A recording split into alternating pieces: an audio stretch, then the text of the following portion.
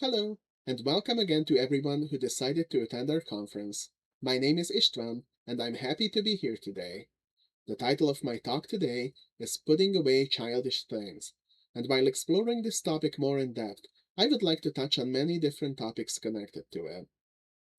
Evan, the organizer of this conference, suggested that the theme for our conference be From Milk to Meat, centered around spiritual growth and maturity. As someone who used to be an active member of the largest Mormon denomination many years ago, I must admit that I had a visceral reaction to the phrase, milk before meat, as I feel like the most common usage of the term is to justify the lack of informed consent. I believe that many people who feel like they were hurt by Mormonism, very often never wanting to have anything to do with it ever again, heard this phrase before, usually in the context of justifying why their negative experiences were actually not a big deal. We didn't mislead you. We just gave you the milk first, and then after you accepted it, we switched it out with the meat. I don't intend to spend too much time on why this practice is so damaging. Instead, I will attempt to focus on healthier interpretations of the same phrase. I would like to point out that the concept of milk before meat is not inherently dishonest, nor is it unique to Mormonism or even Christianity. Paul in 1 Corinthians uses the metaphor to point out that the congregants in Corinth were not mature enough in their faith, as they were engaging in quarreling and factionalism. Paul argues that he still needs to teach them the basics, feed them milk, before they can progress from worldly to spiritual. It's a simple concept that is also used in teaching most things that have nothing to do with religion. Children are often taught simplified concepts on their level of understanding before more complicated concepts are discussed. For example, in a geometry class, we learn that parallel lines never meet, but we might learn later that they indeed meet in non-Euclidean systems of geometry. Of course, it would not be useful to confuse students with this fact when they are taking their first steps into understanding how geometry works. Similar practices are known in other religious traditions as well. In Buddhism, upaya, often translated as skillful or expedient means, refers to the use of methods or teachings tailored to the needs, capacities, and circumstances of individuals to help them progress on the path to enlightenment. In the Lotus Sutra, a key Mahayana Buddhist text, the parable of the burning house is an example of this concept. In the parable, a wealthy man owns a large, beautiful house that catches fire. His children are playing inside, unaware of the danger. The father calls out to them, but they do not respond. In a desperate attempt to save them, he promises them different toys to entice them out of the house. The children, excited by the prospect of these toys, leave the house, escaping the flames and disaster. In the parable, the father symbolizes the Buddha, who uses skillful means to guide beings towards liberation. Although the parable in the Lotus Sutra makes sense, after all, the important thing was that the children's lives were saved, whether or not the father's promise was true. The way skillful means are used can still lead to harmful consequences.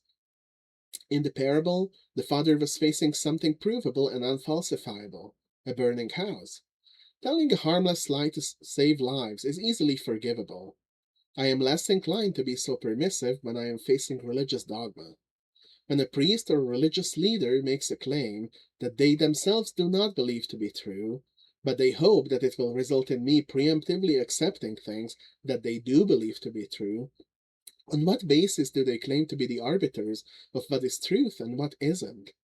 Where is the proof that this teacher or leader isn't simply wrong or self-serving? Moreover, who authorized these people to be gatekeepers of these supposed truths? To quote a fellow Reformed Mormon, Brother John Crane, people who really have keys will share those keys with you. People who use keys to keep you out of the kingdom of heaven don't have keys, they have locks. I wholeheartedly agree with Brother Crane. I cannot abide self-appointed arbiters of final and universal religious or spiritual truths, as I cannot force myself to believe something that I do not believe, simply because someone claiming authority tells me to do so. I say this as someone who knows what he's talking about. I used to be a dogmatist of the highest order, even before I encountered Mormonism. My desire to belong and my willingness to conform were so strong, I learned to manipulate myself into believing things that I did not earnestly believe. When Mormonism first found me, I continued this practice. Every time I encountered something that didn't seem right or went against my previous understanding, I told myself that if the people telling me these things are the ultimate authorities on what is and what isn't truth, then I must be wrong and I need to change my beliefs to conform to authority. However, it turned out that to profess or declare a belief is not the same as actually believing it. Religious groups centered around authority are excellent at standardizing the declared beliefs, the testimonies, if you will, of their followers, but they are much less successful at eliminating the diversity of their followers' actual beliefs, even if they can make openly discussing or declaring them incur a social cost. So, what can milk and meat meaningfully symbolize for me then, if I reject the idea of human beings gatekeeping the ability of others to comprehend truth? The metaphor of the milk and meat in 1 Corinthians led me to consider another verse from the same epistle of Paul, chapter 13, verse 11. When I was a child, I spoke like a child, I thought like a child, I reasoned like a child. When I became an adult, I put an end to childish ways. In this verse, Paul continues to expand on the dichotomy of a child and an adult. In a way, I think this is really funny, because Paul tells his fellow Christians something that we could say to many people today, essentially to grow up. But in a more specific way, this verse reminded me of my personal journey, and by extension, the journeys of many other people I have encountered who had similar experiences as I had. How childish it was of me to let others think for me, to blindly follow authority and reject all other sources of truth. Oh, how childish it was of me to think that my beliefs alone amounted to some kind of absolute truth, and everyone else on the planet was just simply lost and foolish. And indeed, how childish it was of me to condemn the lives of people I didn't understand, just because I considered my own religious dogmas to be universally applicable.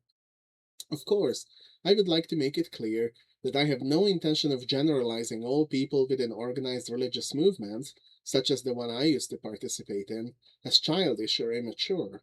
Doing that would truly be no better than the behavior I'm criticizing. It would merely be an arrogant claim of superiority over people that think differently from me, which I also see as misguided and wrong. However, I do think that certain dogmas or behaviors are completely fair game to criticize, and primarily, it is the change of my own beliefs and behaviors that I would like to explore and dissect through this lens. What I concluded after this personal examination of my own beliefs was that the milk, for me, represented a simplistic view of the world in which there are knowable absolute truths, organizations that have a monopoly over what is true and what isn't, and doctrines that come purely from some divine authority that cannot be questioned. The meat, for me, symbolizes the understanding that my experiences are not universal. My understanding is neither inherently better or worse than other points of view, and religion, above all, is a profoundly human experience. The milk is what I'm being fed by others, the meat is what I choose on my own. On one side, pushing my beliefs into a tightly sealed box. On the other, exploring on my own, with no expectations that others conform to my beliefs. And let me tell you, trying to coexist with others within a religious or spiritual community where everyone has different beliefs is hard. Expecting total obedience and total conformity is what some would expect from a child. It's easy. Just say the right things or sit down and shut up. Navigating a space where everyone is free to share their earnestly held beliefs is much harder, but it can also be so much more fruitful. Challenge, discussion, debate, contemplation, those are the things that make us actually examine our beliefs and open up new perspectives and give us a chance to rethink our previous beliefs, synthesize, evolve, progress. A favorite Mormon expression of mine is eternal progression, which I believe requires the ability to explore and engage with the beliefs and ideas of others, and in some cases, part with some of our previously deeply held convictions when our perspective changes or widens.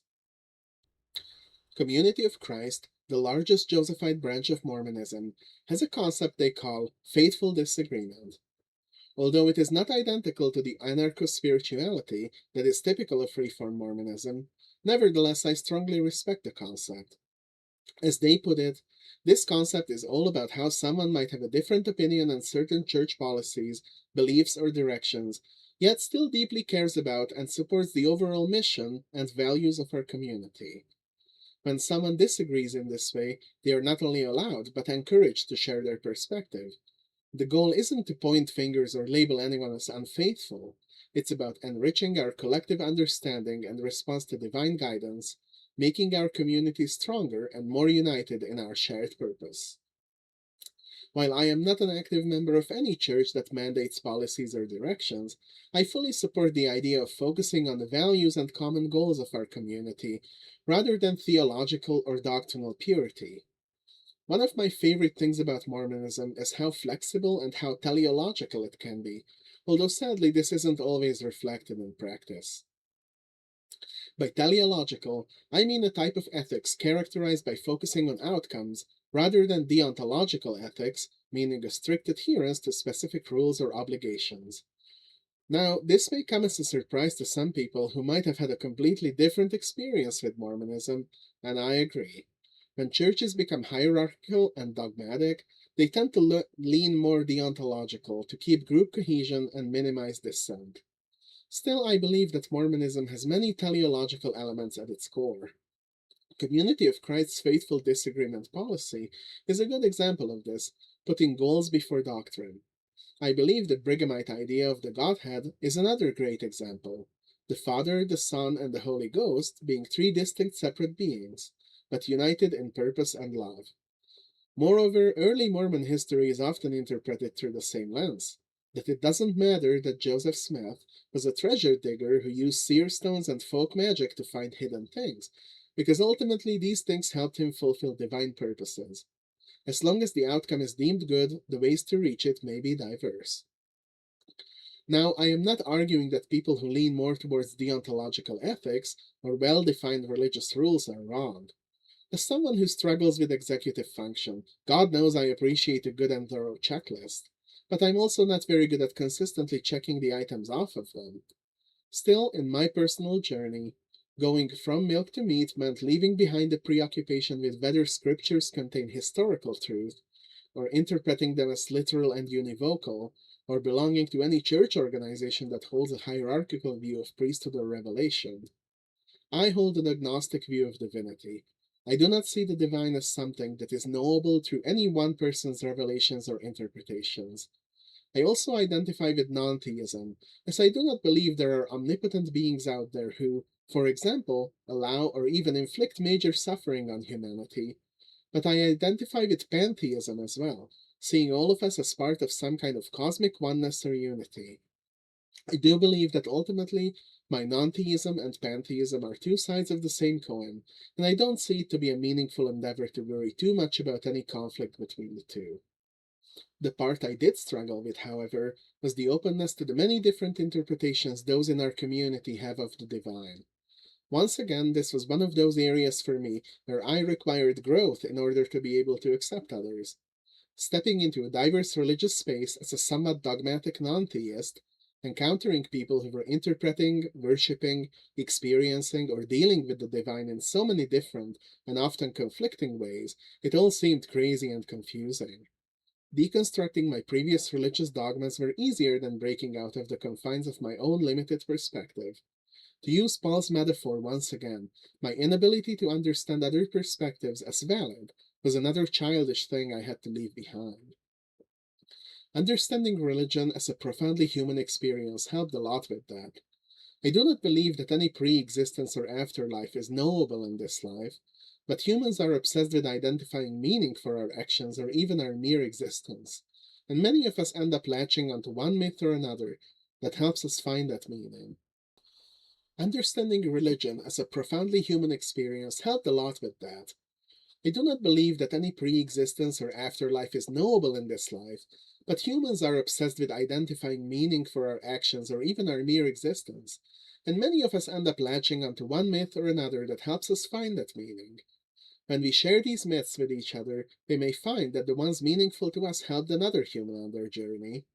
Sometimes it's the myths of others that open our own eyes to something we haven't considered before. At the end of the day, we all hold beliefs that are irrational and without proof. Even atheists do. Is there proof that alleviating suffering is morally good? Many people, like Elon Musk, would call it a waste of time and a weakness. Is there proof that the equal worth of all souls is a morally good belief? Someone like Peter Thiel would consider it horrendous. I choose to believe that both of those things are morally good, but naturally I have no proof. Accepting that many of my core beliefs are not provably correct, yet I feel like I know them to be correct, made me worry a lot less about how people come to certain conclusions. I choose to align myself with people who share goals with me, rather than share all of the myths behind it with rigid uniformity. This reminds me of a conversation I had with a fellow Reformed Mormon, Sister Sarah Williams, about the conceptualization of the divine being a mere set dressing to the play that ultimately our being is. Let's say if person 1 believes in Jehovah, person 2 believes in no God, and person 3 believes in an arcane polytheistic pantheon, but the beliefs of all three result in striving for peace, equality, and economic justice, then the differences in belief do not matter. The same way, if person 1 believes in Jehovah and as a result wants peace, equality, and justice, while person 2 believes in Jehovah and as a result preaches hate, intolerance, and hellfire for those with other beliefs, then the similarities in the myths they subscribe to do not matter at all. They are just two similar set dressings for two very different plays. Therefore, I conclude that if we are unwilling to sometimes reevaluate convictions we once believed with our whole being, we are hindering our eternal progression. Going from meat to milk or putting away childish things is not a one time action, but a constant openness to be faithful and skeptical in the same time, while making sure we do not become so preoccupied with the myths we subscribe to that it interferes with our or other people's happiness and we fail to focus on doing good. Thank you.